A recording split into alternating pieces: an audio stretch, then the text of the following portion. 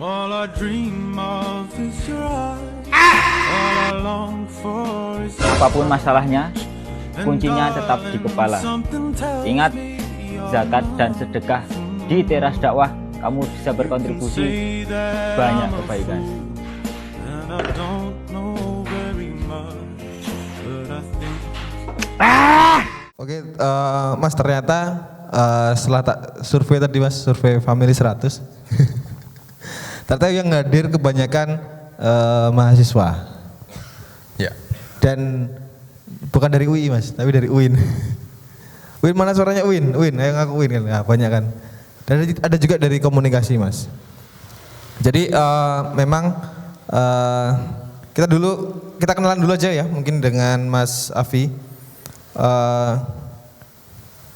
Mas Afi ini merupakan Chief Happiness.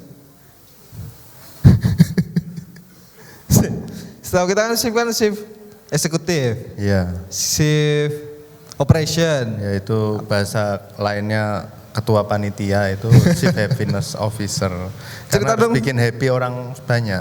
Oh, Chief Happiness Officer harus bikin semua orang happy, Iya. termasuk panitianya. Iya, makanya. Panitianya berarti gak boleh pusing, Mas ya? Iya, kalau kerja kepanitiaan tapi nggak menyenangkan, nggak dapat ilmu, nggak kenyang pikiran, buat apa kan? Jadi ya harus memotivasi, nggak cuman kan kebanyakan kalau kepanitiaan fokusnya sponsor sama peserta, tapi nggak mikir internal timnya gitu loh. Waduh. Jadi biar jadi doa kan, bikin bahagia semua orang. Menarik nih, Chief Happiness Officer di Pinastika Creative Festival 2015 sampai 2023.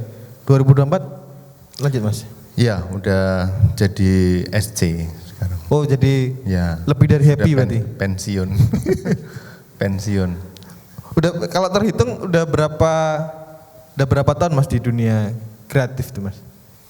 Dari tahun 2000, kalau secara profesional dari tahun 2000. Dari tahun 2000 sampai sekarang alhamdulillah di situ. Tapi kalau yang ngomongin ekonomi kreatif ya sejak SMP berarti, Mas. Sejak SMP. Nah, bikin mading itu, majalah dinding itu kan belajar kreatif toh, Mas. Iya. Ya, sekarang masih ada mading gak sih di sekolah? Enggak Masih ya? ada. Oh, masih. Masih. Ya ampun.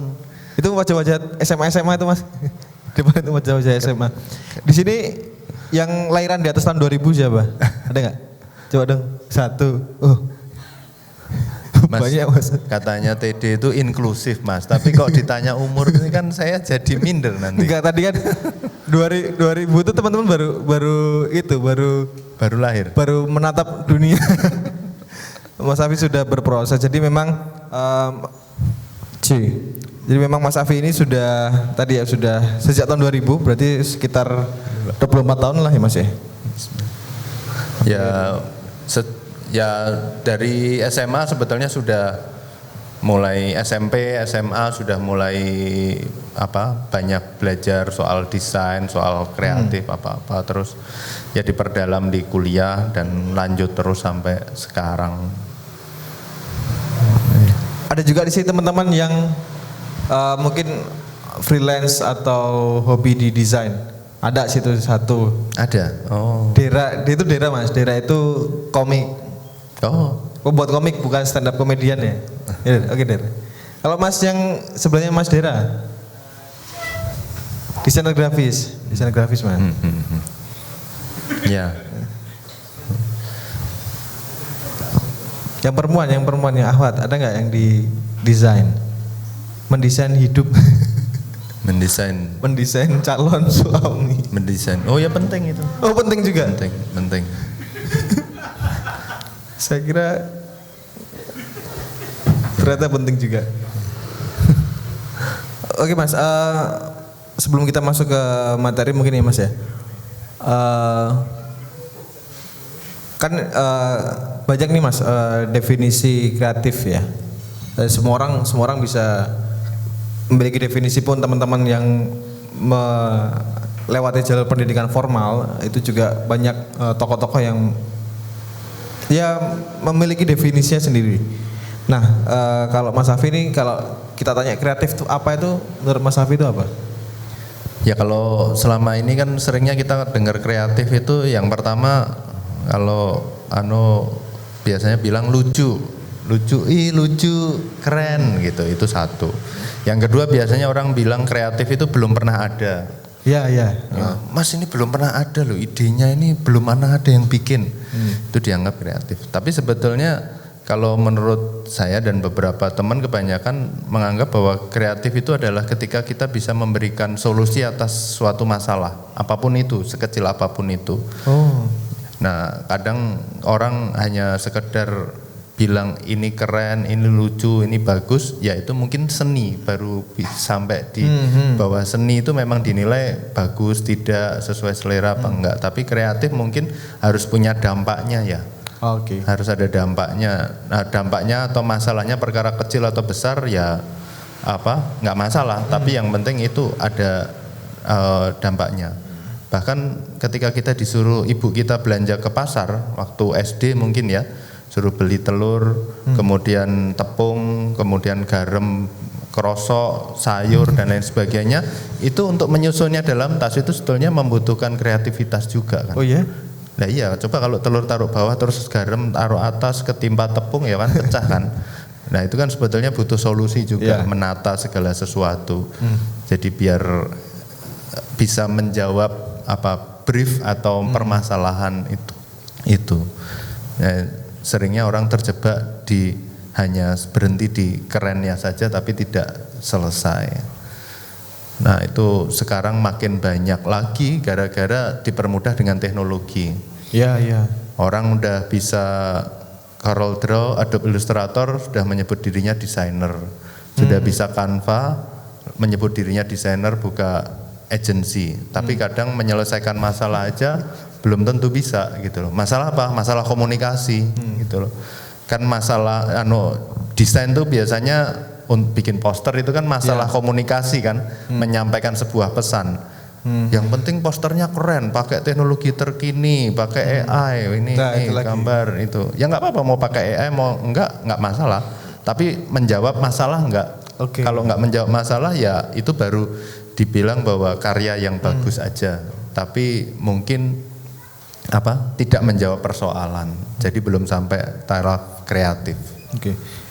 Termasuk saya Mas, jadi selama mungkin sampai malam ini ya, saya menganggap bahwa kreatif itu harus something different, harus something yang belum pernah di-create oleh orang lain, itu masih niche banget. Atau mungkin teman-teman ada yang sepikiran sama saya, coba angkat tangan. Kreatif itu harus beda, kreatif itu harus unik. Ada, saya lihat satu tangan, 1, 2. Bukan, itu garuk-garuk Mas saya. Tapi kita mencoba ini Mas ya, pivot ya tadi ya, ke suatu istilah yang lebih substansial Mas. Boleh dong Mas sharing pengalaman-pengalaman yang terkait bagaimana kita berpikir kreatif atau creating something kreatif. Mau langsung atau ngobrol? Boleh.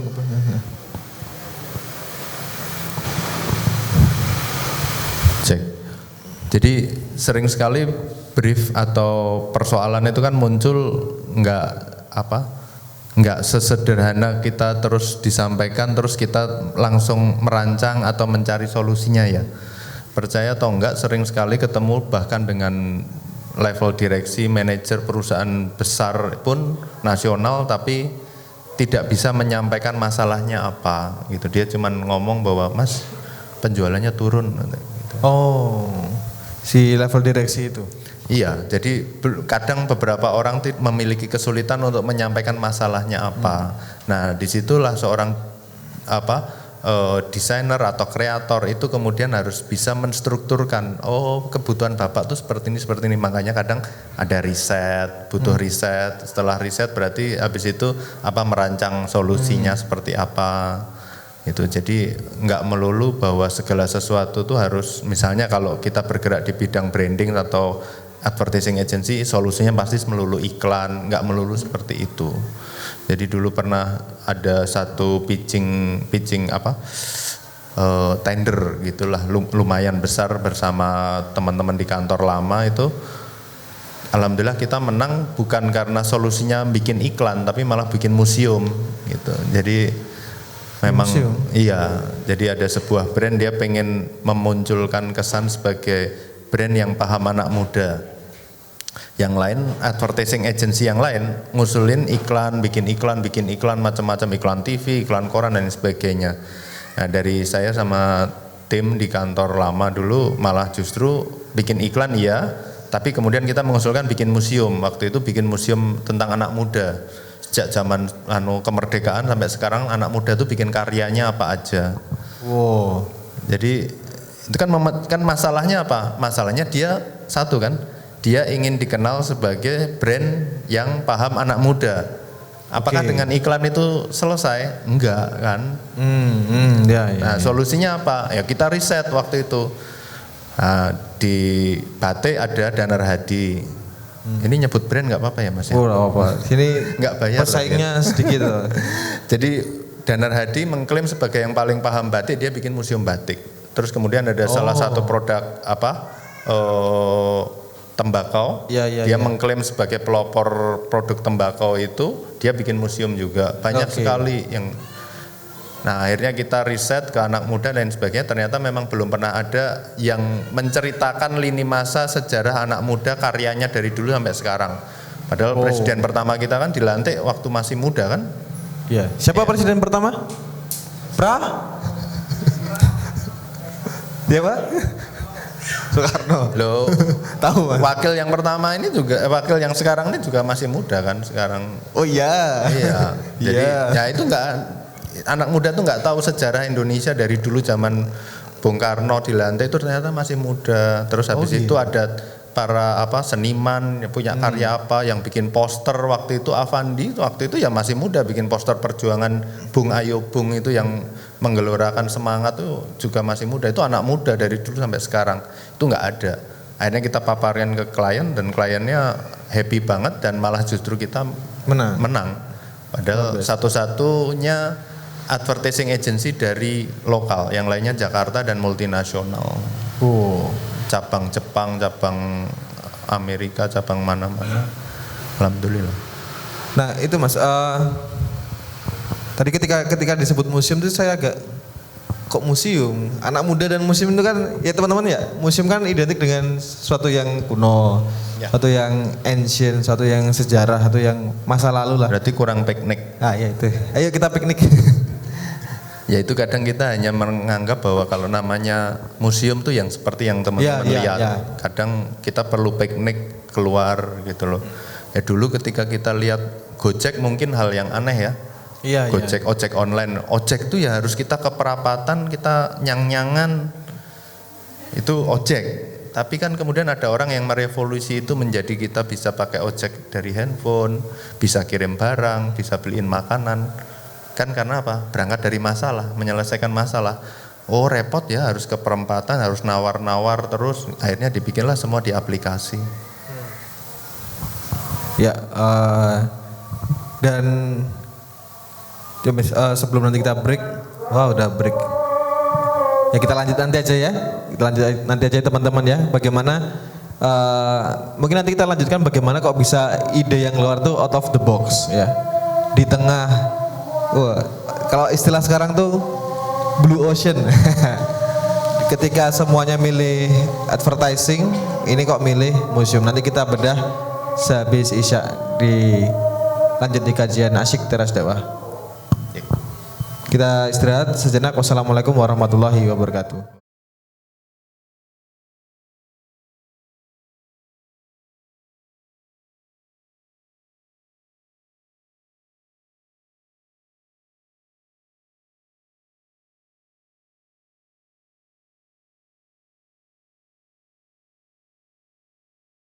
Mungkin sebagai untuk mengawali sesi kedua ini sudah ada pembicara kita Mas Safi.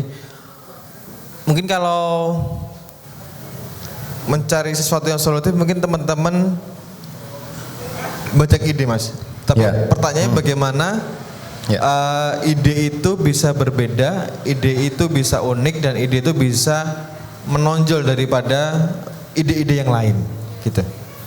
untuk mengawali sesi kedua ini. Monggo Mas. Oke, nanti izin buat share beberapa pancingan nanti teman-teman ya saya juga pengen belajar juga dari teman-teman semua. Ibaratnya nanti kita mungkin semoga nanti masih ada waktu buat diskusi sedikit ya. Bismillahirrahmanirrahim.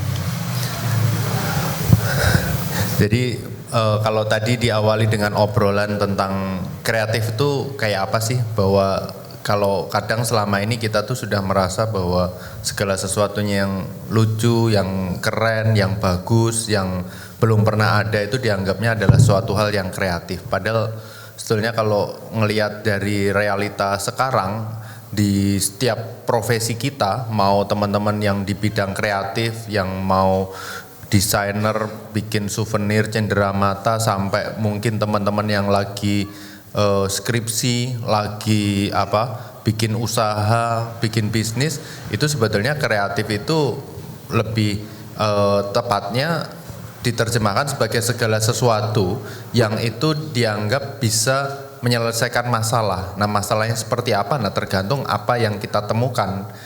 Nah, seringkali kita tuh ketika kita mencari masalah, itu kita nggak bisa membedakan mana yang disebut masalah, mana yang disebut gejala.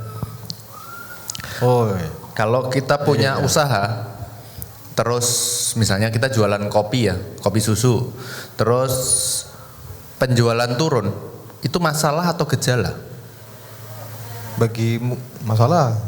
Yang awal. Yang voting masalah coba. Satu. Penjualan turun.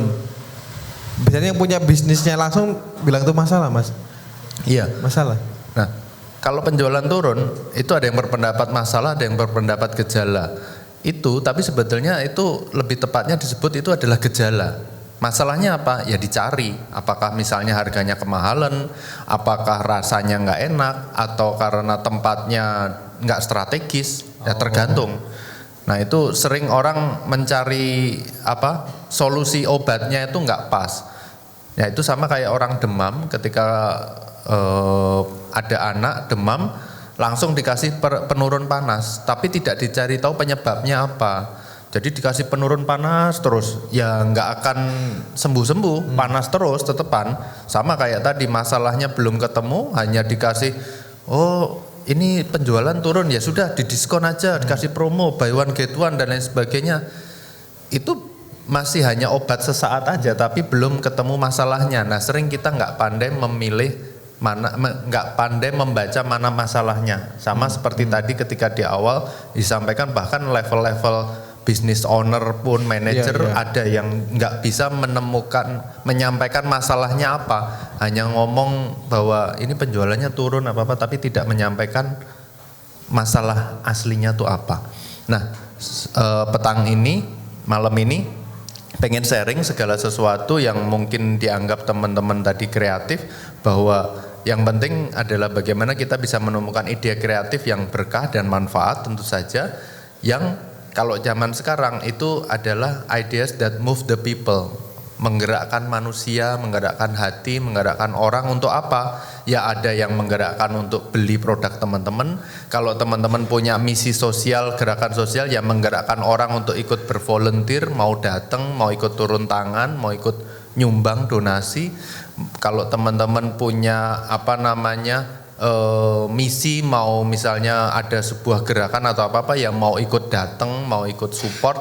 Nah, itulah yang sekarang mungkin penting, karena kalau kita hanya mengandalkan produk kita itu canggih, produk itu kita itu enak, itu mungkin relatif. Tetapi kalau orang sudah punya cinta, sudah mau tergerak hatinya, ya insya Allah apapun produk kita, orang akan mau ngantri, akan mau membeli, akan mau support produk dan pemikiran kita. Banyak yang nanti akan saya share atau mungkin selama ini saya geluti itu berangkat dari banyak pengalaman saya di beberapa organisasi dan asosiasi. Saya bergabung di sebuah forum kota kabupaten kreatif se-Indonesia, namanya Indonesia Creative City Network. Itu ada jejaring hampir 210-an, sekarang sudah 240 kota kabupaten kreatif di Indonesia. Mungkin teman-teman tahu Bandung, ada Jogja, Jakarta, Solo dan lain sebagainya. Di sana saya banyak belajar tentang banyak produk kreatif, tentang UKM, tentang bagaimana masalah komunitas kreatif, kenapa kok enggak maju-maju dan lain sebagainya. Saya banyak belajar dari teman-teman lintas komunitas di sana. Saya juga banyak belajar juga dari teman-teman di Jogja. Di Jogja banyak sekali orang punya produk bagus, artisan food maker, punya produk yang halal, toyib, alami. Seperti contohnya ini adalah Mazarat Artisan Cheese yang cukup lama kami bermitra, kita dampingi bareng-bareng di sana. Ini produk keju asli Jogja. Banyak yang nggak tahu sebetulnya kalau Jogja punya produk keju yang unggul. Itu ada fotonya bareng Om William Wongso, itu salah satu chef dan pakar kuliner Indonesia. Produknya bagus, tetapi justru terserapnya di Jogja mungkin hanya 5%. Yang 90% terserapnya di Bali, di Jakarta dan lain sebagainya.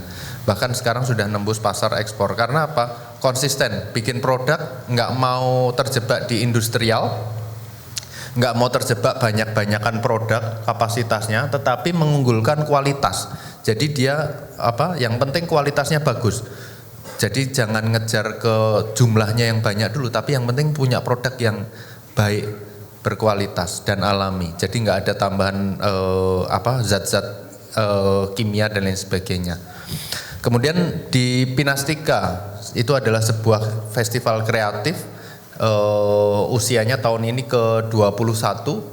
Itu di sana saya banyak belajar bahwa ternyata ide-ide kreatif kalau itu tidak dikomunikasikan, tidak disampaikan, tidak dinarasikan dengan baik dan benar, yaitu hanya akan ada ide yang hanya di dalam kamar kita, dalam laci kita, yang mungkin orang tidak akan mengapresiasi, orang tidak akan mensupport ide-ide dan pemikiran kita. Ini banyak sekali orang punya ide-ide kreatif, mulai itu kok ada bemo, ada bukunya tuh kenapa? Itu jadi ada salah satu orang, dia pengen sekali mengajak anak-anak di kampung tuh baca buku, literasi. Tapi kan kampung tuh jalannya kecil-kecil ya. Kalau mobil perpustakaan keliling pemerintahan gede-gede ya. Nah ini malah dia bikin bemo, masuk ke lain sebagainya. Nah di sana saya banyak belajar hal-hal tersebut. Saya juga aktif di gerakan infak beras.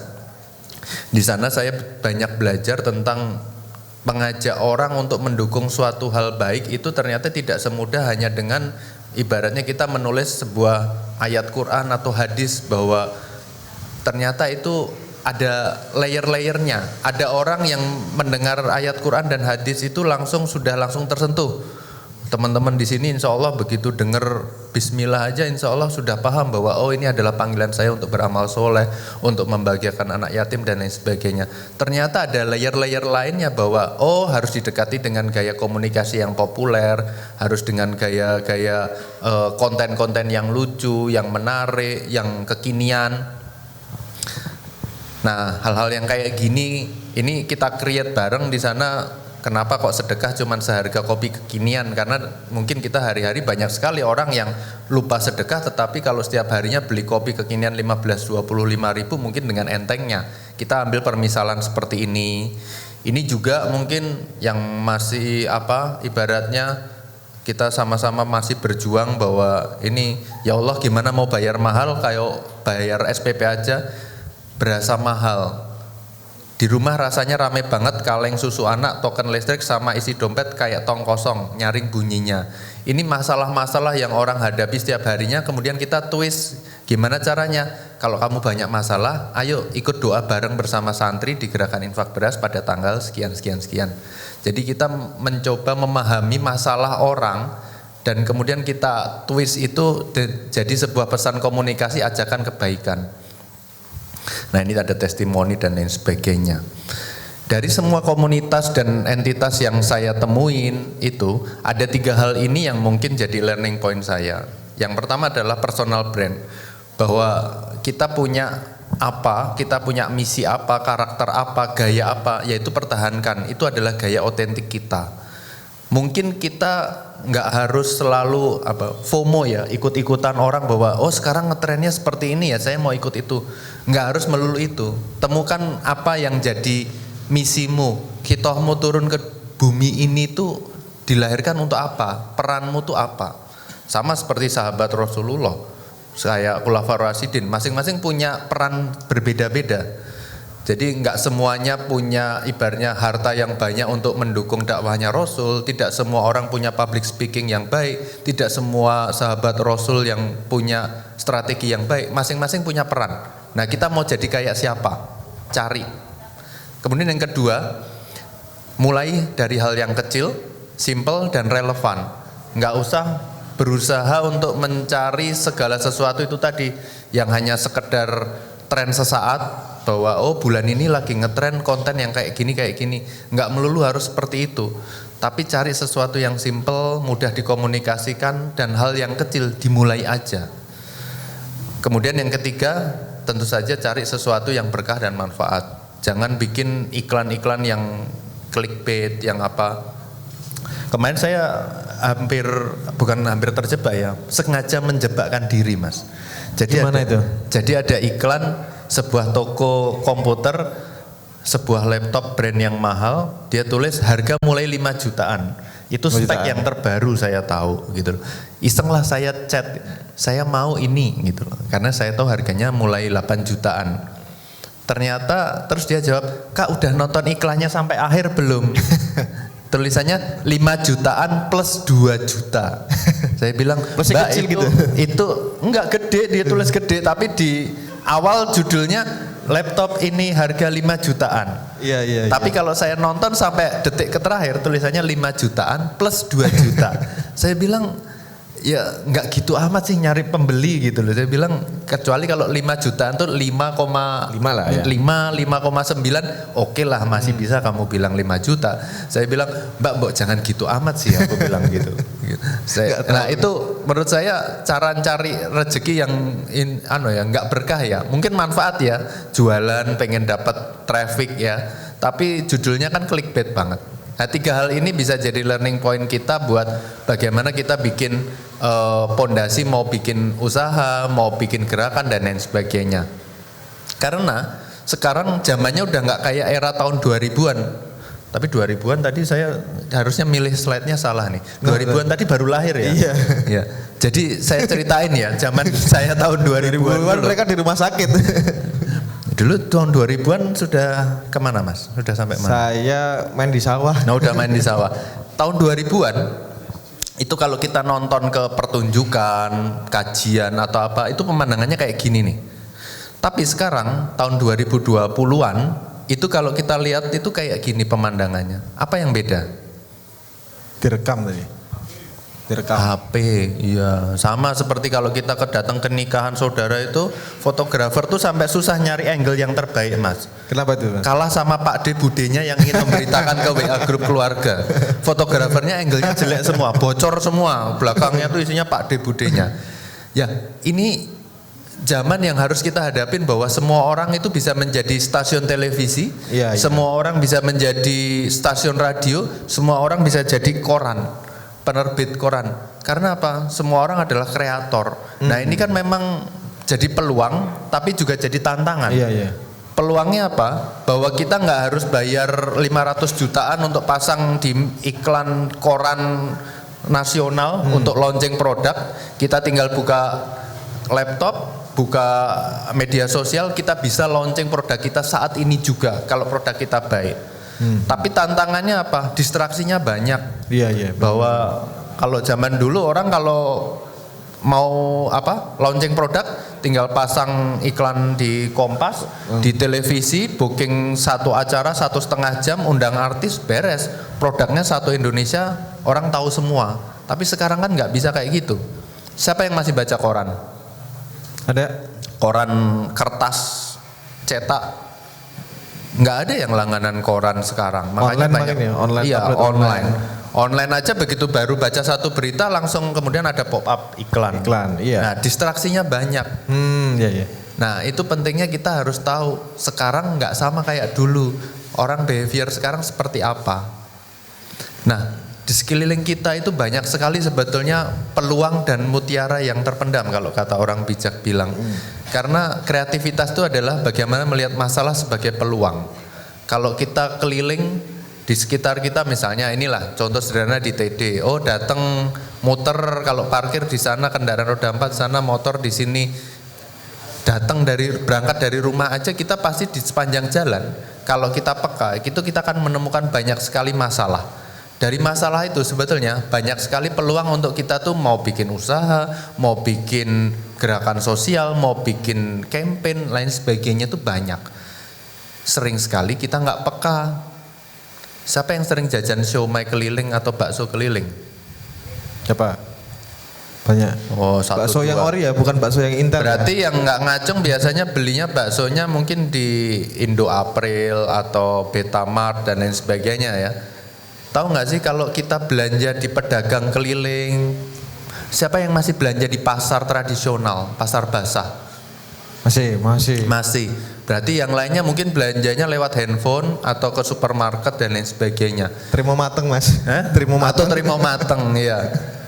Itu sebuah kemewahan, kita bisa jajan di pedagang keliling, bakso, kue putu atau beli di pasar. Karena apa? Itu kesempatan kita tuh riset loh. Nggak harus bayar AC Nielsen yang miliaran langganannya itu. Tapi kita bisa tahu, Pak, hari ini jualan biasanya habisnya berapa, pulang jam berapa, terus kemudian Bapak biasa penghasilannya sebulan berapa, kemampuannya belanja berapa. Itu kalau kita ngobrol, itu kita akan dapat nutrisi banyak buat riset. Risetnya buat apa? Nanti aku ceritain di belakang. Nah, skripsi nggak selesai-selesai, jomblo menaun, penjualan menurun, stok barang nggak habis-habis, pembeli nawar tapi PHP nggak jadi beli-beli, dompet kosong, WA dikirimi cuman centang 2 biru tapi nggak dibales-bales, itu masalah kan? Masalah. Chat tenggelam. Iya, chatnya dibilang tenggelam, ngirim invoice setelah 3 bulan baru bilang maaf, ketelingsut invoice-nya gitu loh, bisa kirim lagi enggak? Itu masalah. Tapi dari itu bisa jadi peluang. Peluang buat apa? Bisa bikin usaha, bisa bikin gerakan sosial, bisa bikin iklan layanan masyarakat, bisa cari solusi. Masalahnya sekali lagi, kita nggak peka bahwa itu sebetulnya bisa jadi peluang. Sering sekali kita hanya meratapi bahwa wah WA-nya cuman di-read aja, pembelinya nawar PHP doang. Apa dong? Cari, improve. Oh, pembeli cuma nanya doang, PHP terus, nanya nggak habis-habis. Oh ya berarti apa? Apakah mungkin copywriting iklannya kita nggak bener atau apa? Harus dicari tahu masalah yang sebenarnya. Pernah nggak dengar nama Pak Bari? Oh. Sate. Hah? Sate. Nah iya Pak Sate. Ini berarti seneng jajan. Tetangga saya. Oh iya, selatan sana ya. Pernah dengar nama Pak Nadiem nggak? Kalau Pak Ahid pernah? Kenapa kok teman-teman bisa kenal itu? Tahu nggak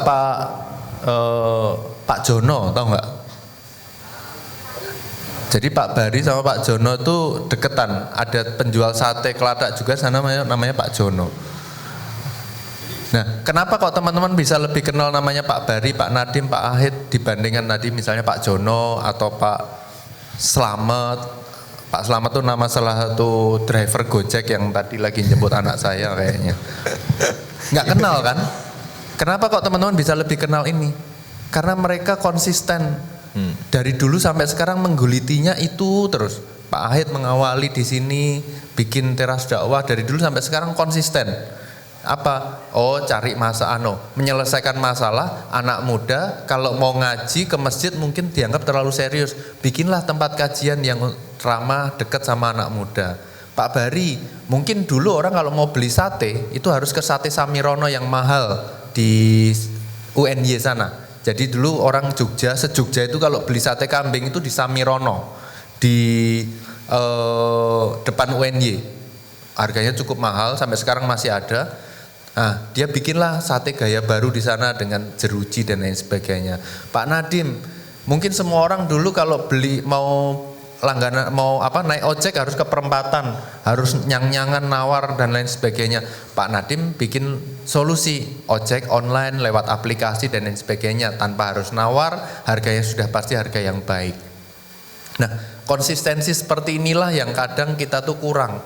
Baru bikin usaha sebulan, 2 bulan, 3 bulan, nggak laku sudah kemudian, koyone ganti deh.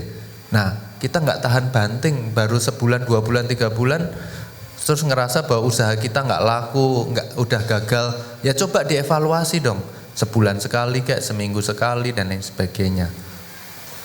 Siapa yang tadi pagi ngopi? Ada yang ngopi? Ngopi ngacung terus ya, masih rajin banget ini. Namanya siapa Mas? Siapa itu? Ngopinya di mana Mas tadi pagi? Kantor, bikin sendiri. Kopi saset atau kopi bubuk? Bubuk, oh ya. Oh, tak kira kopi saset yang ngaduknya pakai sasetnya itu Mas. Berarti hardcore. Hardcore. Kira-kira berapa Mas segelasnya Mas? Harga segelasnya kira-kira piro? 3.000-an. Ya mungkin kayak yang di sebelah kiri itu ya. Harga 3.000-an. Kalau yang tengah itu kopinya kira-kira harganya berapaan? 18, 14, 20. 14, 15, 20. Kalau yang seringnya dibeliin jadi nggak tahu harganya nggak apa-apa kok, saya maklum, nggak usah jawab, nggak usah berusaha menjawab, nggak apa-apa. Yang tengah mungkin harganya 15, 18 ribuan. Iya. Yang kanan ikan duyung hijau itu, saya nggak mau sebut merek. Si ikan duyung hijau itu harganya berapa? 50, 50, 60, 50 tuh 40 ribu, 50 ribu itu yang isinya cuman kopi sama es sama gula aja. Tapi kalau sudah ada topping whipped cream dan lain sebagainya udah 60, 70. Kenapa? Sama-sama kopi, tetapi kok bisa harganya berbeda?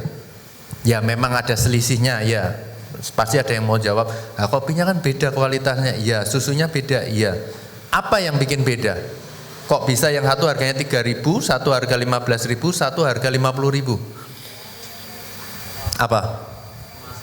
Kemasannya oke. Terus brandnya oke. Apalagi? Outletnya. Apalagi? Value-nya. Wow, advance gitu.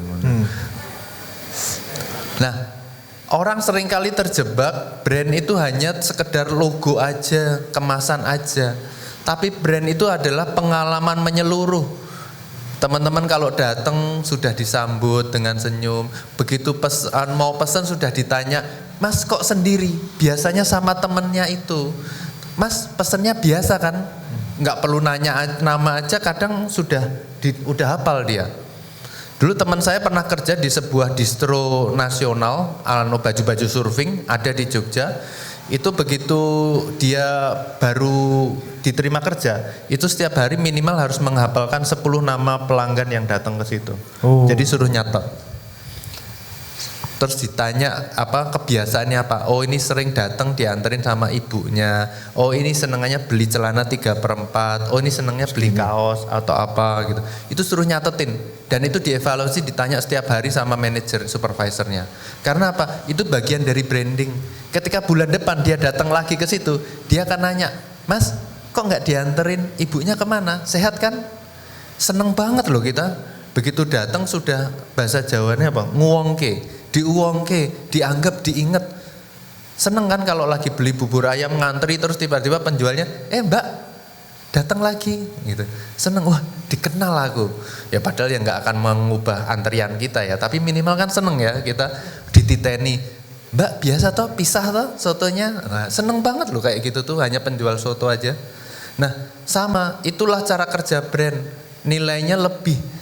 Bahwa orang ketika ada layanan lebih dan lain sebagainya tuh kayak gitu itu adalah bagian dari branding, nggak cuma sekedar logo aja. Bahkan interior tadi dibilang kenyamanan dan lain sebagainya. Orang datang ke yang paling kanan itu ke sana tuh bukan untuk melihat-lihat pemandangan interiornya kayak apa Mas, tapi untuk dilihat. Untuk dilihat, oh si Fulan itu jajannya di kafe yang keren itu, yang harganya mahal itu, berarti dia orang yang menengah atas, dia orangnya keren. Sampai sebegitunya brand itu mempengaruhi pola pikir citra kita. Nah, kemudian teman-teman pengen dicitrakan sebagai orang yang kayak apa? Teman-teman ketika punya produk, punya usaha, punya gerakan, ingin dicitrakan sebagai gerakan atau produk yang seperti apa? Itu harus dicari. Nah, cara nyarinya bagaimana? Let's cook. Ayo masak. Yang pertama kita harus cari tahu Kita harus bisa memetakan gejala, masalah, dan tentukan call to actionnya kita tuh mau ngapain. Kalau kita memang masih fase produk yang baru, masih fasenya awareness, ya sudah jangan terlalu berlebihan pengen akuisisi dan lain sebagainya. Jadi ditentuin, jadi kita punya produk tuh harus dilihat masih ada di fase mana. Kalau fasenya masih jalan di teta, tahu di teta kan ya? Apa ya? Apa Mas Ilyas, seorang bapak Teta. di teta tuh dituntun ya. Kalau anak bayi masih fase merangkak masih dituntun, ya jangan dipaksa dia untuk lari, pasti akan kalah dengan anak yang lainnya. Cari tahu bener. Nah sering kali kita nggak tahu produk kita masih di fase apa. Yang pertama ini, yang kedua, segmentasinya harus fokus. Fokus itu benar-benar harus bisa menggambarkan usianya berapa, kebiasaannya seperti apa, senengnya seperti apa, itu harus tahu. Kalau teman-teman belum bisa mendeskripsikan, nggak apa-apa. Sering sekali kita ketemu sama manajer brand nasional pun juga gitu. Pak, ini produk es krim mau dijual untuk siapa? Ya kalau bisa bapak-bapak beli, ibu-ibu beli, anak TK ya seneng mas, anak SD juga seneng, SMA juga apalagi mas, anak kuliahan apalagi mas, harganya nanti kita bikin harga mahasiswa. Jadinya yang bikin iklan promo kemasan bingung, mau bikin namanya apa. Jadi harus fokus.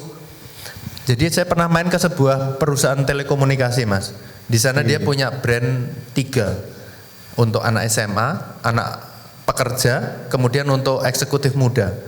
Itu di ruang kantor bagian marketingnya itu ada 3 poster dengan 3 logo itu, tapi dengan 3 foto orang yang berbeda. Yang kiri ada foto anak SMA, namanya Dani, usia sekian, sekolah di SMA ini, biasanya pulang sekolah dia nongkrong di kantin dan ini. Ada logo untuk produk dia yang SMA. Yang kuliahan juga sama, yang eksekutif muda sama, nanti ada fotonya dia kerja di perusahaan ini. Terus kemudian yang satu lagi untuk eksekutif muda, dia kalau naik mobil milihnya misalnya brand Eropa, yang terus kemudian pulang kantor biasanya dia nggak langsung pulang, dia nongkrong dulu di kafe, ngopinya kopi ini, seperti ini. Itu digambarkan. Gunanya buat apa? Untuk selalu mengingatkan kita mau bikin caption, mau bikin iklan, mau motret. Oh saya bicara sama anak SMA yang kayak gini, kesukaannya kayak gini. Ya jangan dipakein bahasa-bahasa yang untuk eksekutif muda, untuk pekerja. Karena beda komunikasinya. Kemudian yang ketiga, kita harus tahu kebiasaan hari-hari si target kita itu tadi. Nah ini yang tadi saya sampaikan, kalau kita mau lagi jajan di pasar, belanja atau lain sebagainya, eman-eman kalau teman-teman beli, pesen, terus ngobrol sendiri. Luangkan waktu ngobrol sama yang jual. Pak, sehari-hari kelilingnya kemana saja? Sehari dapat berapa? Pernah saya tuh ketemu sama penjual kue putu ya. Saya lihat kok koyone mesake gitu loh, tersentuh saya. Ya langganan sih saya. Iseng-iseng saya nanya, tak kirain sehari paling dia habis paling 100-150 ribu ya dapat buat pulang. Pak sehari dapat berapa? 300-400 ribu mas, paling sepi ya paling 250. Waduh. Berarti kan saya salah mengasumsikan. Bayangkan kalau saya suatu ketika kemudian kebetulan saya di sebuah advertising agency dapat klien pengen menjual sebuah produk sabun cuci, sabun colek gitu ya, untuk segmen sosial ekonomi status yang seperti para penjual itu. Kemudian saya salah memetakan, loh bapaknya tuh ternyata kemampuannya segini tapi saya menganggapnya segini. Itu akan sudah merubah semua bahasa komunikasinya. Nah makanya kita perlu untuk tahu, ngobrol lah sama mereka, jualan di pasar, Bu kulaane teng pundi gini. Nah kita jadi tahu, oh berarti ibunya kesehariannya dia akan jalan dari pak rumahnya ke pasar, ke pasar gede, kemudian baru ke pasar ini untuk jualan.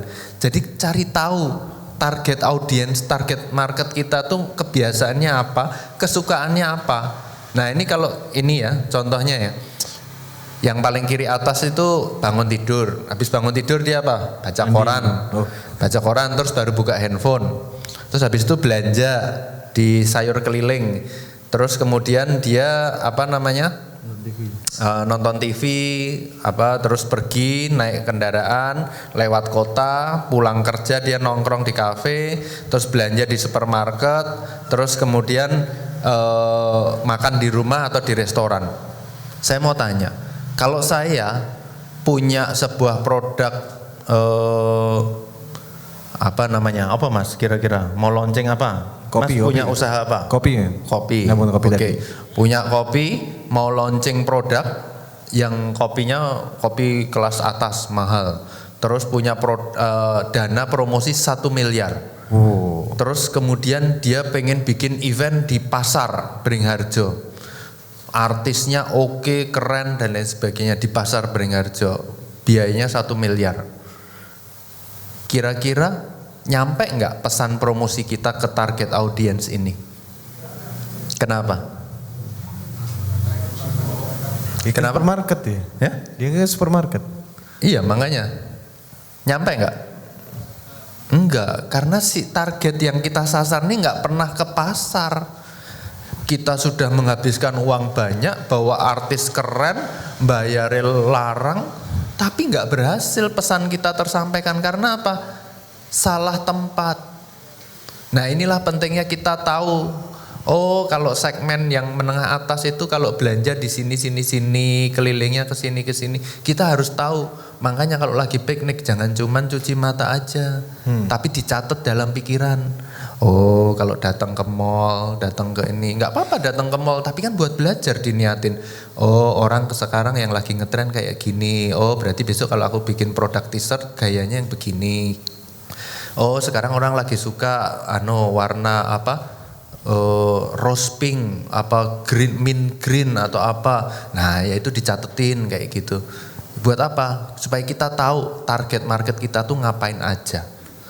Kemudian yang keempat, cari tahu tren. Ini ada beberapa tren yang mungkin masih terus ada dari 5-10 tahun belakangan, naik terus sampai sekarang. Yang pertama tren teknologi online dan lain sebagainya. Makanya sering kan ada brand pasang iklan di bikin wifi gratis. Pernah nggak dapat di sebuah mall perbelanjaan akses wifi gratis tapi harus nonton iklannya dulu? Pernah di mall yang di Ambarukmo Plaza itu ada itu wifi gratis tapi kalau mau akses harus nonton iklannya dulu. Karena dia tahu memang semua orang butuh internet, terkoneksi. Jadi dia pakai itu buat media iklan. Itu tren yang pertama. Nah, Tren yang kedua adalah travelism dan placemaking. Ini nggak melulu tempat-tempat kekinian yang ada di kota, tapi termasuk tempat wisata dan lain sebagainya. Kira-kira kalau dari tren ini bisa bikin peluang usaha apa teman-teman? ayo coba. Apa? Ada ide dimodali nih hari ini. Terima kasih Mas. Modal doa. Tempat wisata lagi banyak-banyaknya, tempat wisata baru bermunculan, placemaking, tempat-tempat yang dulunya nggak pernah dipakai buat wisata sekarang jadi dikunjungi orang. Ya, ya. Kira-kira kalau kita jualan t-shirt buat oleh-oleh masuk nggak? Masuk. Kita jualan makanan oleh-oleh masuk. Makanya daripada misalnya kita punya kue, cake, bolu, ya udah dijual aja tanpa ada bumbu bunga-bunga brandingnya. Coba cari kaitannya. Ini adalah cake yang misalnya khas dari keraton karena misalnya rasanya rasa klepon, rasa apem karena di pasar Ngasem di keraton kan kue-kue itu dijual misalnya tuh. Jadi itu menunggangi tren. Itu tren yang kedua. Tren yang ketiga adalah origin story. Nah ini. Nah, ini origin story. Saya kasih contohnya yang paling gampang, kopi. Kalau kita ke kedai kopi kan selalu ditanya, mau ngopi yang dari Gayo, atau yang dari Sunda Aromanis atau yang dari Argopuro dan lain sebagainya. Karena segala sesuatu sekarang tuh butuh diceritakan. Jadi kalau teman-teman punya produk, coba bikin cerita narasi yang paling pas tuh seperti apa. Batik ini dibuat oleh generasi ketiga dari keluarga pembatik sebuah kampung yang di situ orang tua semua. Dengan membeli satu batik ini, Anda berarti menyelamatkan budaya sekaligus menyelamatkan keturunan pembatik ini supaya mereka tetap terus bisa membatik. Lebih tersentuh mana sama tiba-tiba dikasih batik, Mas 500.000 mau beli nggak? Kenapa aku harus beli? Akhirnya orang hanya akan menilai bahwa batiknya apik ora, cocok enggak. Tapi ketika ada bumbu seperti itu, orang akan, oh iya ya, oh saya berarti ini ikut menyumbang, saya ikut partisipasi, saya ikut mendukung ini. Bikin cerita. Dan kalau ada kemasan, tuliskan di kemasannya, ini apa, tentang apa. Karena semua orang sekarang mencari origin story-nya itu apa. Nah, ini beberapa langkah yang biasanya kalau saya sama teman-teman diskusi kalau mau bikin usaha dan lain sebagainya, itu urutannya biasanya kayak gini. Pertama riset tren dulu. Kemudian di tren itu ada tentang tren sesaat, tren yang jangka panjang seperti yang tadi coba saya pancing. Kemudian lihat fenomena dan momentumnya. Misalnya kemarin lagi momentum banyak orang support Palestina. Kemudian ada yang bikin coffee shop misalnya, keuntungan hari ini kita support buat Palestina, langsung hari itu misalnya banyak orang yang mau beli di situ, atau bikin merchandise tentang Palestina, bikin poster, bikin apa namanya, waktu itu TD sempat partisipasi ini ya, bikin poster desain di Instagram ya untuk Palestina dan lain sebagainya. Itu lihat, cari trennya. Kemudian yang kedua, riset itu cari fakta. Syukur-syukur teman-teman bisa keliling, kalau nggak bisa ya desk research, googling dan sebagainya, riset pasar. Terus FGD, focus group discussion, kayaknya sepele dan apa ya, formalitas banget. Tapi ini bisa mendapatkan banyak asupan nutrisi, informasi yang teman-teman nggak tahu. Mas, saya nggak punya uang buat meng-hire orang riset. Lah ini kan punya teman-teman kesini kan bareng temen ya kan, berdua, bertiga, berempat toh. Yang ngekos kan juga satu kos-kosan minimal 10-15 orang, tinggal ibaratnya beli martabak satu terus saya pengen tahu dong, pengen tahu pendapatmu tentang apa, kumpulin aja itu satu kos-kosan pakai modal martabak satu, terus ngobrol aja, tanyain kalau kalian cari baju kira-kira yang harga berapa, oh harga sekian, sekarang senengnya baju yang kayak apa, trennya kayak apa, warnanya apa, terus misalnya kalau beli enaknya di mana, di toko, di online atau apa, itu dikumpulin. Semua pasti akan ngomong beda-beda. Kalian akan bisa mencerna dan melihat, oh pandangan orang terhadap satu produk itu bisa seperti ini. Jadi itu pentingnya kita tahu. Jadi jangan cuman merasa bahwa oh ide kita udah bener nih. Tapi coba ditantang, di-challenge dengan orang lain. Kemudian yang ketiga, fokus. Cari target marketnya dan target audiensnya itu yang tepat. Dan fokus itu tadi, jangan kemana-mana, jangan serakah pengen semuanya didapatin. Kemudian yang selanjutnya adalah berangkat dari problem atau masalahnya tuh apa yang ingin ditangani. Jadi misalnya apakah tentang misalnya kemacetan, kepraktisan, atau misalnya orang cari makanan susah, atau orang belum nemu mie yang enak, orang belum nemu bakpia yang cocok, gaya Jogja dan lain sebagainya. Cari masalahnya. Kemudian selanjutnya cari big idea-nya. Big idea-nya tuh jangan langsung solusi yang terlalu kecil ya, supaya kita bisa agak meluaskan usahanya. Contoh, masalah yang ingin ditangani apa ya Mas, masalah hidup sekarang Mas? Masalah pinjol. Pinjol, oke. Pinjol, masalah yang ingin ditangani adalah pinjol. Kita mau dakwah di situ. Kalau kita hanya idenya adalah, Mas kita bikin Instagram Reels untuk sosialisasi tentang bahaya pinjol. Itu idenya, kolamnya terlalu kecil. Coba diluaskan. Misalnya kita pengen bikin gerakan sosial supaya orang anti sama pinjol.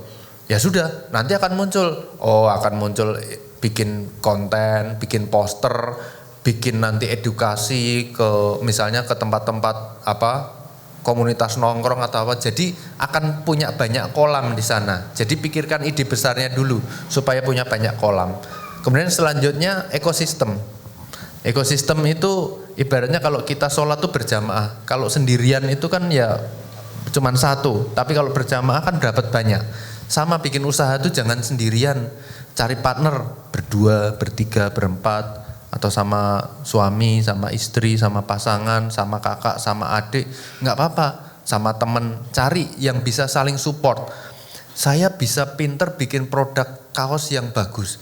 Tapi nggak pinter jualan. Ya cari partner yang misalnya followernya banyak, temennya banyak, pinter jualan dan lain sebagainya. Ya sudah, saya yang produksi, pokoknya dapur tak urusi, sing nyablon, sing iki aku, kamu bagian jualan. Yang bagian jualan ini mungkin dia nggak pinter kalau suruh nyablon, ya nggak apa-apa, itu namanya kan kolaborasi, kerja bareng. Jadi bikin ekosistemnya, bikin partner. Kemudian yang selanjutnya petakan communication channelnya, distribution channelnya itu kayak apa? Apakah mau jualan online, offline, di marketplace? Kalau bikin iklan tuh iklan apa? Apakah di online, offline dan lain sebagainya? Dipetakan dan bikin rencana mau ngapain aja.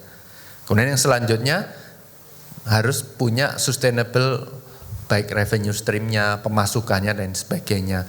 Mungkin produk kita yang misalnya kita jualan produk merchandise. T-shirtnya harganya misalnya 200.000, terus ada jualan gelang kulitnya harganya cuman 50 ribuan, yang laku masih yang gelang kulitnya terus, nggak apa-apa, tapi ternyata gelang kulit dari 50 ribu itu sebetulnya modalnya cuman 10 ribu. Mungkin yang kaos utamanya belum laku, ya nggak apa-apa, paling nggak teman-teman punya revenue yang jalan dulu, bisa buat jalan dulu dapurnya. Nah, tahapan-tahapan ini biasanya yang bisa kita pakai kalau kita mau bikin proposal bisnis, kita mau ngereng-ngereng gitu apa Mas bahasa ngereng-ngereng tuh bikin rencana. rapi terus tuh Mas. Uang terus loh Mas. Jadi kalau bikin rencana usaha, mau rencana aksi itu yang kayak gini. Ini bisa dipakai juga mau teman-teman mau bikin gerakan sosial, mau bikin gerakan dakwah dan lain sebagainya, ini bisa dipakai. Dan yang paling penting adalah mulai dari sekarang, mulai dari hal yang kecil itu tadi. Karena kita mungkin tidak akan pernah bisa memetik hasilnya dengan baik besok. Karena apa? Ya mungkin bisnisnya sudah sustain jalan. Sama seperti ketika tembok besar Cina ini. Tembok besar Cina ini yang meletakkan batu pertama, tukangnya itu mungkin itu sudah tidak hidup. Bukan mungkin ya, sudah pasti tidak hidup. Ketika sekarang orang melihat bahwa tembok besar Cina itu kalau dipotret dari bulan itu kelihatan. Nah zaman dulu nggak ada, dia nggak tahu, dia nggak menikmati. Tapi dia berpartisipasi meletakkan batu pertama. Mulailah usaha teman-teman, ide teman-teman, gerakan apapun teman-teman mau lakukan. Yang penting selama berkah dan manfaat. Walaupun sekarang masih mulai dari kecil, insya Allah akan besar selama itu berada di jalur yang baik, Allah ridhoi, Allah rahmati. Dan kalau nggak dimulai sekarang, kapan lagi? Itu mungkin pemantik buat obrolan nanti teman-teman kalau mau ngobrol silahkan. Saya juga pengen belajar dari teman-teman. Terima kasih. Masya Allah, terima kasih untuk Mas Afi tadi udah sharing bagaimana tadi dari fundamental ya teman-teman ya, kreatif itu apa sampai bagaimana step-step untuk kita bisa menemukan solusi kreatif atas suatu masalah yang mungkin selama ini kita lihat cuma sepele, tapi ternyata itu adalah salah satu checkpoint terhadap masalah-masalah yang besar. Kita mulai diskusi aja teman-teman ya, mungkin ada yang di sini pengusaha, ada wirausaha atau di sini punya gerakan sosial, boleh ya? Gerakan campaign atau apapun itu yang mungkin sedang berhenti di tengah jalan, sedang lesu atau baru mau mulai, kita bedah bareng-bareng di sini. Coaching klinik, coaching klinik gratis ya. Ayo teman-teman, mungkin ada yang mau sharing? Boleh diminum teman? Boleh. Atau mungkin di sini ada punya event apa? Monggo. Ada?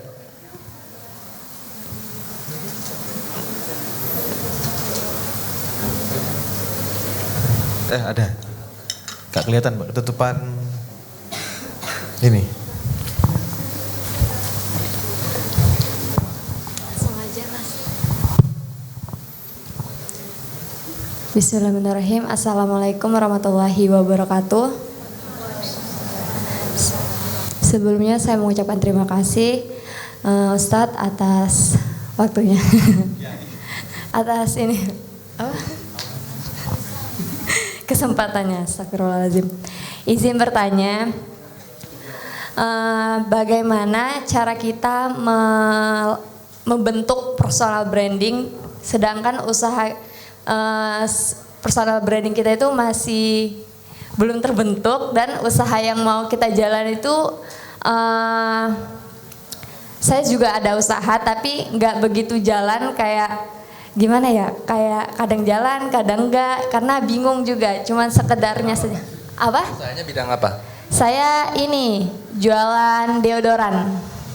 Jangan malu Mbak, itu bagian dari personal branding bahwa biar orang tahu bahwa oh si dia tuh jualan ini gitu. Iya.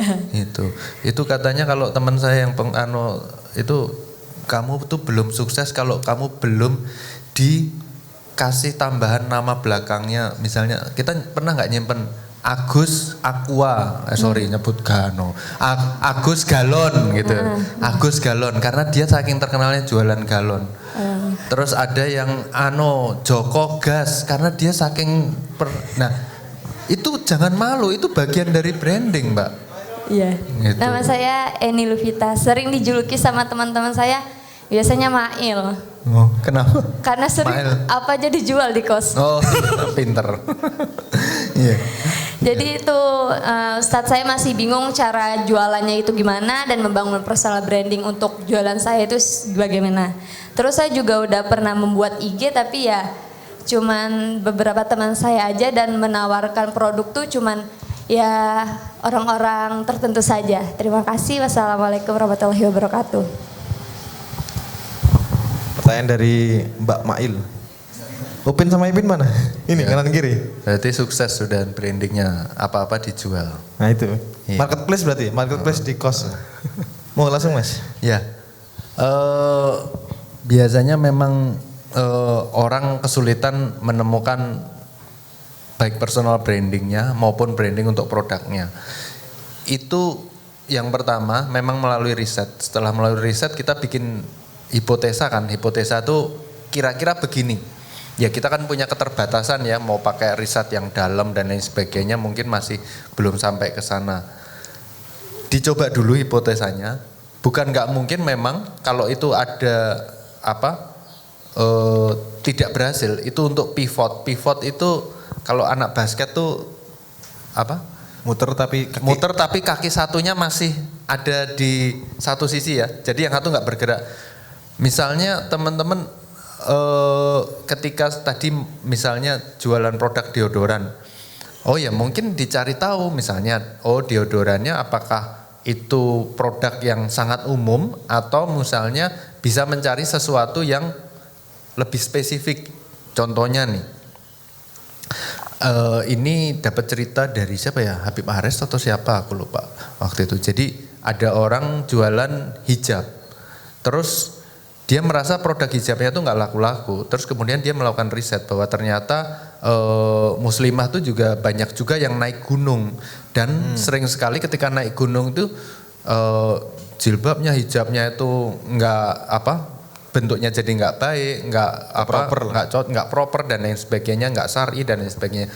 Akhirnya dia ambil market yang sangat spesifik sekali, jadi bikin hijab tapi khusus buat mereka yang suka naik gunung. Jadi bahannya beda, jadi nggak sehalus yang biasanya dipakai untuk ketika hari-hari, tetapi di gunung memang mungkin tidak membutuhkan itu, tapi butuh justru yang supaya tahan di alam dan lain sebagainya. Yang pertama di riset, kedua bikin hipotesa, terus yang ketiga dicoba Mbak, kemudian dites. Orang sering sekali hanya mencoba aja, tapi yang ngetes kita sendiri. Yang ngetes harusnya nanya ke temannya, menurut kamu gimana sih ini? Coba kamu setelah pakai ini, setelah pakai itu, yang dari saya ini kira-kira gimana? Itu ditanya. Dan kalau jadi kita punya teman yang nanya kayak gitu, kalau ada teman yang buka usaha terus nanya kayak gitu, jangan cuman manis di bibir aja, cuman ngomong, oh enak, keren, karena supaya dikasih lagi besok ya. Jangan gitu, punya teman ya harus ngomong apa adanya.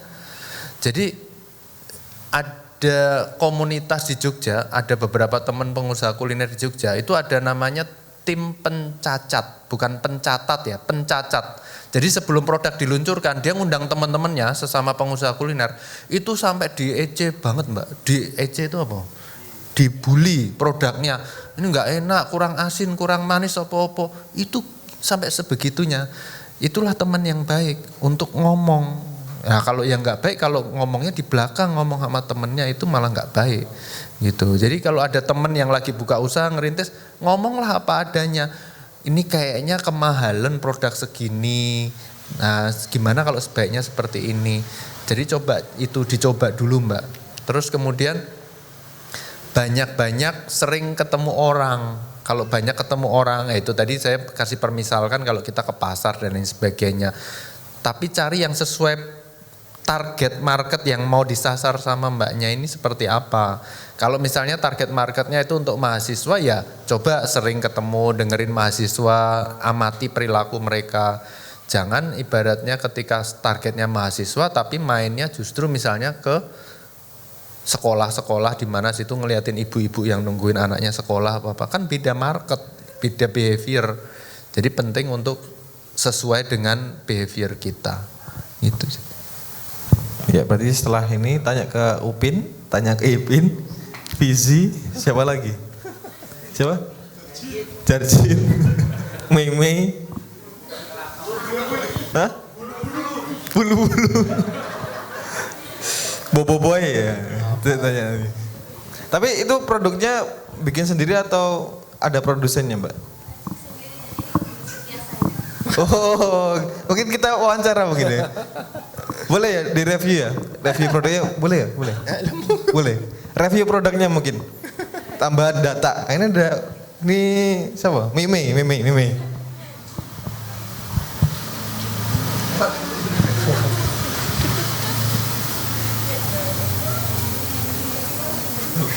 Makanya itu gimana rasanya?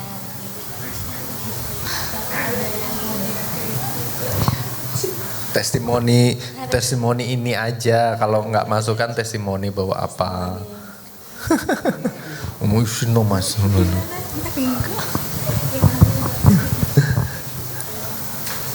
Ya kayak gitu dicatetin Mbak. Jadi kalau ada pendapat teman sekecil apapun dicatetin, punya buku yang buat mencatat apa-apa. Jadi saya kemana-mana nggak nyaman nyatet di handphone, saya masih bawa buku tulis, saya catat manual begitu. Apapun yang saya temuin saya catat. Bahkan ide gagal pun ketika saya pitching sama teman-teman maju ke klien gagal, tidak terus ide itu di delete. Saya simpen, saya punya folder di Google Drive tuh isinya ide gagal semua Mbak. Karena apa? Suatu ketika dia akan menemukan jodohnya. Asik. Dia mungkin ditolak sama klien yang ini, tapi suatu ketika pernah saya recycle ide itu dan masuk. Kadang di klien yang sama karena momentumnya pas, kadang di klien yang berbeda. Jadi kalau punya ide, jangan terus semua dibuang, dihilangkan, dilupain. Dicatat, semua dicatat. Kalau kadang lama saya simpennya di Google Drive, tapi kalau hari-hari saya ada notes gitu, saya catat semua kejadian. Terus tiba-tiba pas lagi di traffic light, lihat, oh ada orang kalau jualan seperti ini, oh seneng begini, saya rekam semua. Jadi ketika lagi jalan itu semua diingat. Karena dengan begitu sering sekali kita akan dapat itu tadi, ketemu ada masalah. Nah itu mungkin produknya kalau mungkin tadi dirasa deodorannya itu belum ketemu jodoh atau rutenya, ya mungkin belum ketemu jodoh masalah yang pas. Coba dicariin jodoh masalah yang pas tuh kayak apa. Insya Allah pasti ketemu. Karena pasti insya Allah semua produk pasti ada pembelinya. Belum ketemu aja. Oke. Mungkin bikin deodoran untuk manusia silver itu kan. Kepanasan kan. Enggak bisa beli ya mas, ya belum bisa beli. Oh iya. Ya, untuk beli silvernya dulu. Oh iya. Udah ketutup silvernya itu ya? Oh bahas manusia silver ya? Lanjut dari teman-teman cowok mungkin. Oh ada lagi? Yang cowok dulu. Ada gak? Oh nah itu yang belakang. Satu ya mas? Ya. Sebutkan nama dan problemnya singkat. Dioper aja. Jangan butuh modal gitu ya mas problemnya. Sama.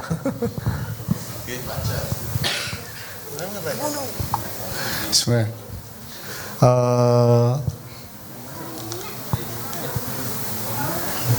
Nama saya Jarot.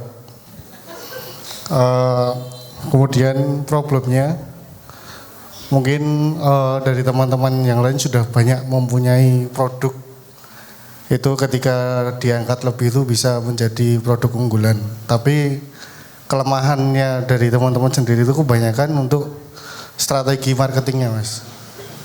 Jadi banyak PR pengusaha tuh yang UMKM terutama itu kan mereka sudah memiliki produk yang unggulan. Tapi ya itu tadi PR-nya bagaimana sih cara membuat marketing yang agar menjadi goals seperti itu. Terima kasih. Ya. Sering sekali produk itu menjadi tidak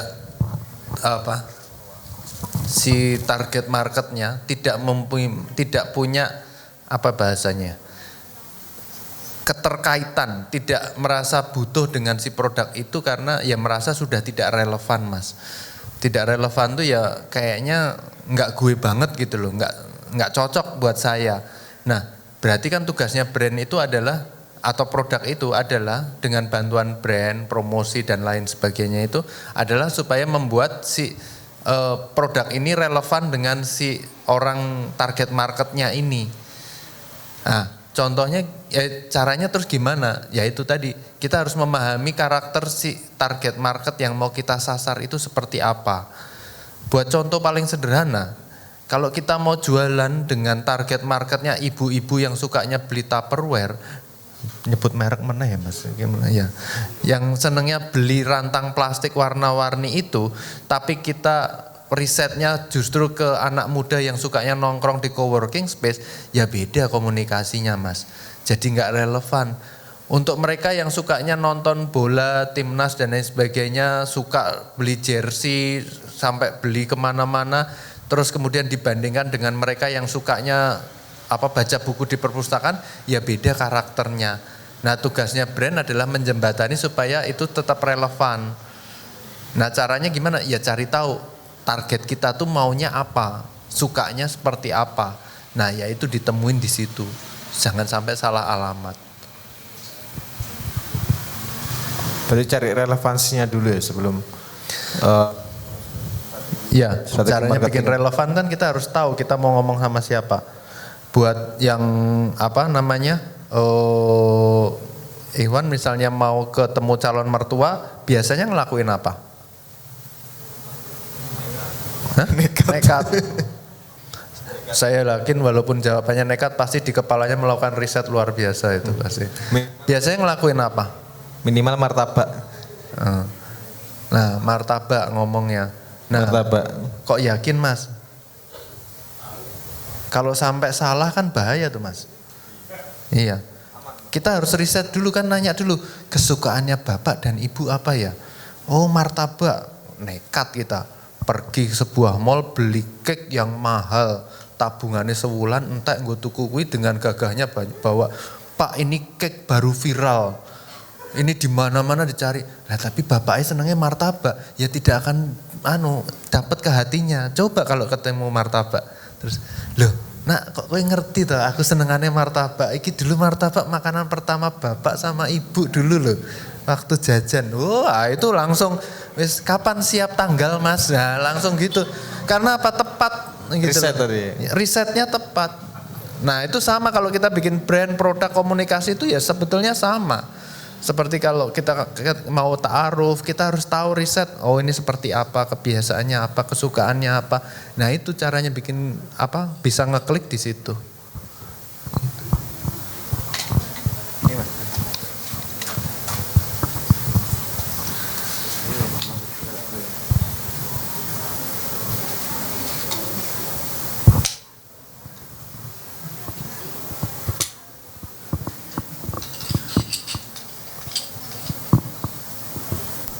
Berarti perbanyak main ya Mas ya?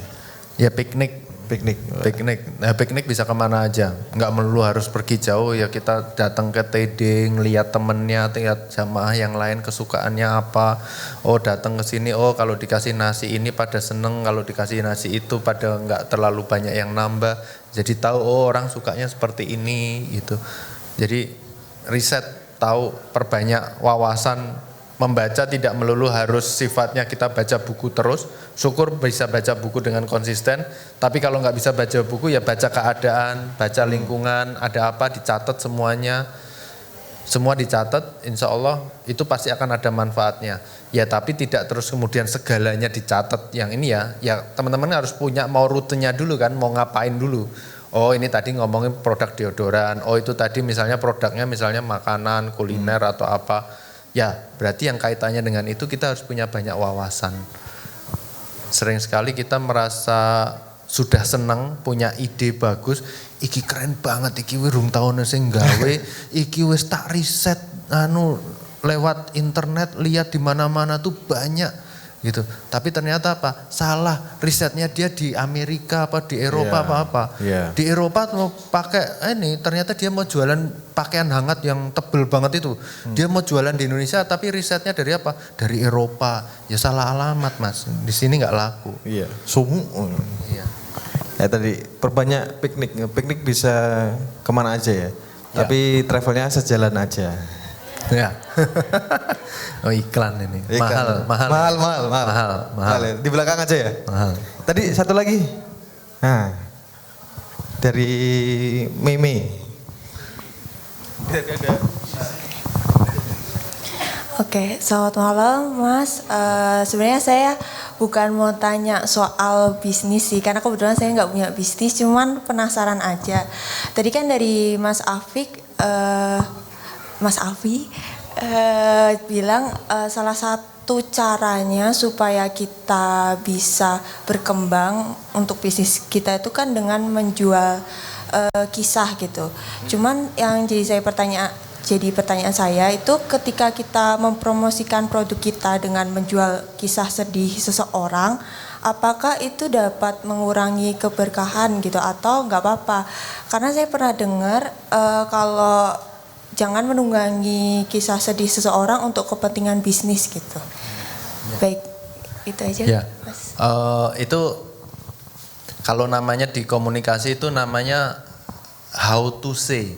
Kan what to say itu kan adalah kamu pengen ngajak orang, misalnya ini ngomongin donasi atau apa ya, misalnya what to say-nya adalah ngomongin mau ngajak orang donasi.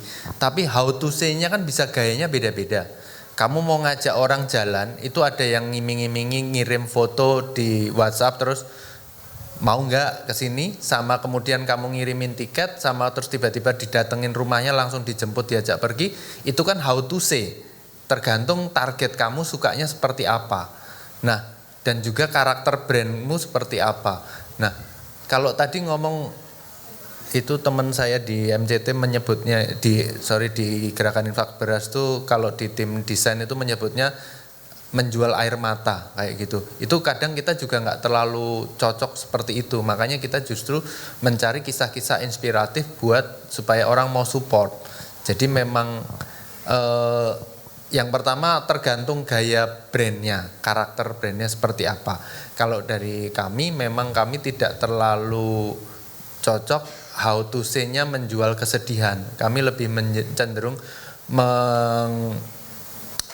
menjual atau menyampaikan segala sesuatunya bahwa kalau kamu support kita, kamu bisa bikin santri ini senyum loh. Kalau kamu support kita, santri ini bisa menikmati makanan kelas hotel loh. Kita nggak ngomong bahwa bayangin santri ini sudah 3 bulan dia nggak bisa beli beras atau apa.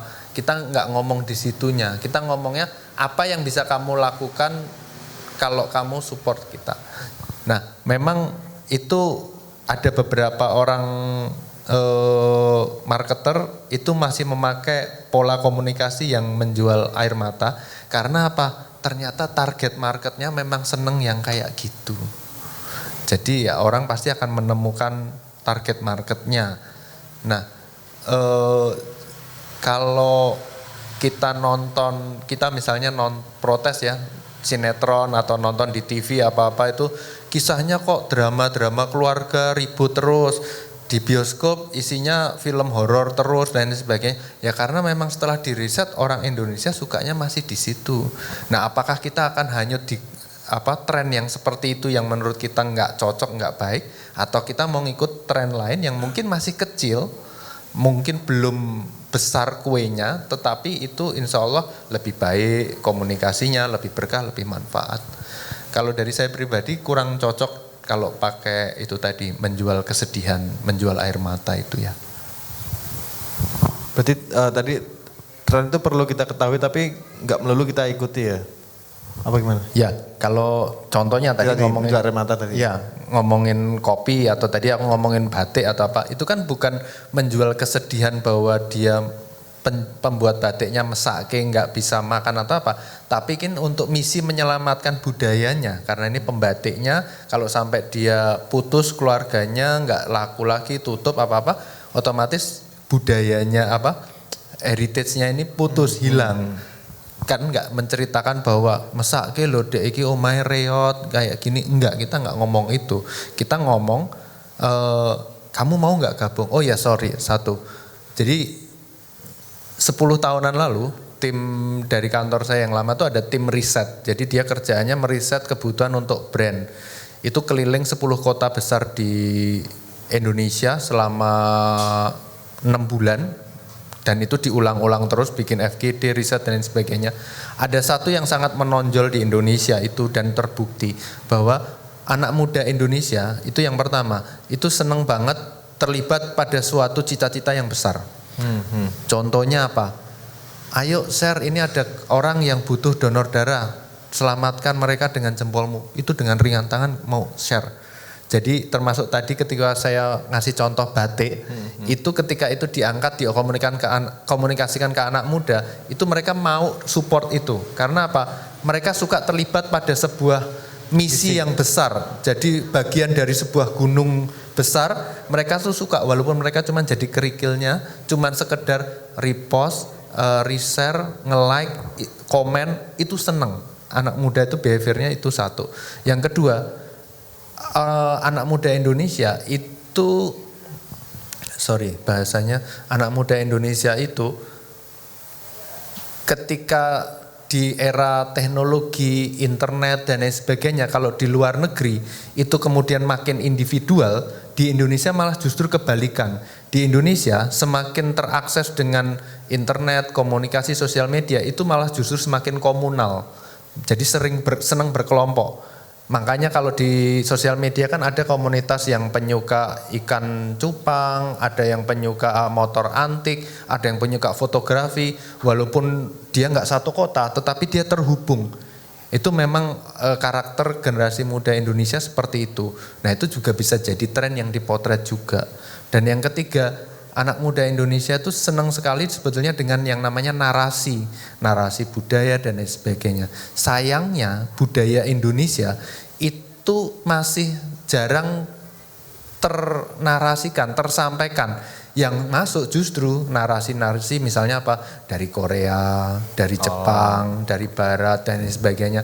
Itu bukan salah apa mereka, tapi karena kita sendiri tidak pernah menyampaikan narasi bahwa oh Indonesia tuh kaya loh, ada cerita daerah, cerita rakyat tentang batik, filosofi acara, lain sebagainya. Itu sebetulnya salah kita sendiri karena kita tidak pernah menarasikan. Jadi padahal sebetulnya generasi muda Indonesia itu senang banget sama yang namanya cerita, narasi, diceritain tuh senang banget. Dari anak-anak sampai remaja itu senang banget. Makanya coba deh, ini aku beli dari siapa? Oh ini kemarin si Ustadz itu pakai kemeja ini, jadi aku sekarang juga pakai itu. Anak aku seneng loh ngelihat ini, merasa bagian dari itu, dari gerakan itu lain sebagainya. Gitu. Oke. Wah, menarik tadi.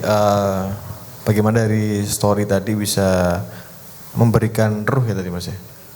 Tapi kita juga tadi punya konsistensi tadi, yang dicari adalah yang tadi di poin ketiga, berkahnya tadi. Bagaimana story itu bisa menjembatani juga, bisa sampai ke keberkahan tadi. Sepertinya itu jadi pertanyaan terakhir ya teman-teman. Matur nuwun semuanya, jazakumullah khairan katsiran. Mas Safi juga sudah. Mohon doanya Mas. Ada proyek apa nih Mas setelah ini Mas, yang bisa dinikmati teman-teman?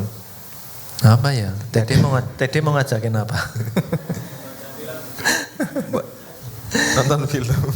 Ya tahu akhir tahun ini nanti Desember insya Allah ada bareng teman-teman dari Forum Jogja Festival, itu Forum Festival Kreatif se-Jogja. Kita ada launching calendar of events tahun ke depan.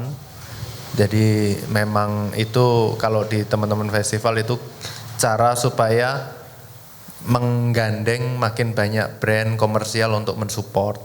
Jadi jadi kalau kita punya suatu ide, punya gagasan walaupun sudah jalan tapi belum sampai ininya dikomunikasikan gitu loh. Selama sudah jalan ya, tapi kalau masih belum jalan jangan dicerita-ceritain dulu gitu. Nah, yang penting sudah dijalani, disampaikan, dinarasikan. Teman-teman punya jualan apa, diomongkan. Saya punya teman juga malu kalau apa-apa promosi apa-apa, wong punya usaha nggak tahu posting neng Facebooknya, neng Instagramnya, nggak pernah menceritakan gitu. Kamu tuh low profile atau izin karena kamu dianggap pedagang gitu. Jangan kayak itu. Dinarasikan, disampaikan. Siap. Ada event tadi yang bisa mungkin teman-teman kulik informasinya nanti ya. Di mana Mas kalau mau cari infonya? Di sini Mas. Kalau itu tadi di platform Jogja Festival atau di Instagram saya juga ada, sering komunikasi di situ. Terus ya banyak-banyak main ke tempat-tempat yang kayak gini, ke TD kayak gini, insya Allah banyak juga tempat-tempat momen-momen menarik yang siapa tahu itu tadi bisa panen ide. Siap. Terima kasih Mas Safi. Tadi pesan dari Mas Safi, banyakin main, banyakin piknik biar ide kita makin banyak. Jadi habis ini kita main kemana terserah, yang penting bermanfaat ya. Dan juga ada beberapa pengumuman untuk teman-teman yang pengen main juga menambah ilmu di Trust Dakwah. Besok hari Jumat itu ada kajian Amidah, Ahwat dan Umi Muda. Jadi kita adain kajian khusus, mungkin ada ruang-ruang privasi yang tidak bisa disampaikan di kajian umum, nanti silakan datang di kajian Ahwat dan Umi Muda hari Jumat ba'da asar. Dan Sabtu itu ada tamu dari Surabaya, Ustadz Heru Kusumahadi. Jadi Sabtu ada ba'da isya, ada OTW, ada Habib Ja'far, Bang Fatur sama Ustadz Heru Kusumadi ba'da isya di Trust Dakwah. Dan jangan lupa ikuti terus semua kegiatan di Trust Dakwah. Sering-sering main ke Trust Dakwah supaya teman-teman juga bisa mendapatkan teman-teman hijrah lainnya. Karena hijrah sendiri itu tadi kreatif itu juga butuh tim, apalagi hijrah. Gak bisa sendirian. Dan ikuti juga event-event online di Transpac juga ada kelas saya lupa, kelas Maryam. Laki-laki boleh ikut Mas? Boleh laki-laki? Oh tidak boleh. Oh kelas bersalin ya, laki-laki ikut. Sama SBS, tahu SBS ya? Tahu? Yang ada di One Piece tuh loh. Nggak tahu One Piece ya? Sekolah Belajar Siroh. Pengumumannya di sbs.trustdakwah.com. Itu aja pengumuman untuk hari ini. Sampai jumpa di kajian-kajian berikutnya. Supaya berkah apa yang kita diskusikan sepanjang tadi dari maghrib, kita tutup dengan doa penutup majelis. Subhanakallahumma wa bihamdika asyhadu an la ilaha illa anta astaghfiruka wa atubu ilaik. Alhamdulillahirabbil alamin. Matur nuwun semuanya. Wassalamualaikum warahmatullahi wabarakatuh. Silakan teman-teman yang perempuan dulu, yang ahwat dulu. Yang laki-laki mungkin bisa ngobrol, tukeran ide. Itu dia. Cari partner.